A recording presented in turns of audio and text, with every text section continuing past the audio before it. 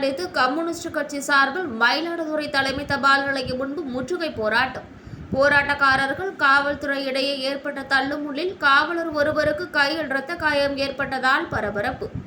காவல்துறை தாக்கியதால் போராட்டத்தில் ஈடுபட்ட தொண்டர் ஒருவருக்கு தலையில் காயம்பட்டதாக போராட்டத்தில் ஈடுபட்டவர்கள் குற்றச்சாட்டு. மத்திய அரசு தாக்கல் செய்த பட்ஜெட்டில் தமிழகத்திற்கு போதிய நிவாரண நிதி உதவி அளிக்காமல் புறக்கணிக்கப்பட்டுள்ளதாக தெரிவித்து கம்யூனிஸ்ட் கட்சி சார்பில் இன்று மயிலாடுதுறை தலைமை தபால் நிலையத்தை முற்றுகையிட்டு அக்கட்சியினர் போராட்டத்தில் ஈடுபட்டனர். நூற்றுக்கணக்கான கம்யூனிஸ்ட் கட்சியினர் போராட்டத்தில் ஈடுபட்டதால் காவல்துறையினர் தடுப்பு கட்டைகள் அமைத்து போராட்டக்காரர்கள் தபால் நிலையத்திற்கு உள்ளே செல்ல முடியாதவாறு தடுத்தனர்.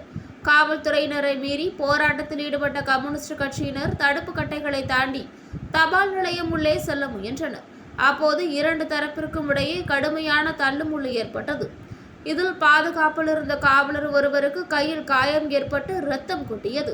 இதேபோல் கம்யூனிஸ்ட் கட்சி தொண்டர் ஒருவருக்கு தலையில் இரத்த காயம் ஏற்பட்டது. இதனால் அப்பகுதியில் பரபரப்பு நிலவியது. தொடர்ந்து போராட்டத்தில் ஈடுபட்ட நூற்றுக்கணக்கானோரை காவல்துறையினர் கைது செய்து தனியார் திருமண மண்டபத்திற்கு அழைத்து சென்றனர்.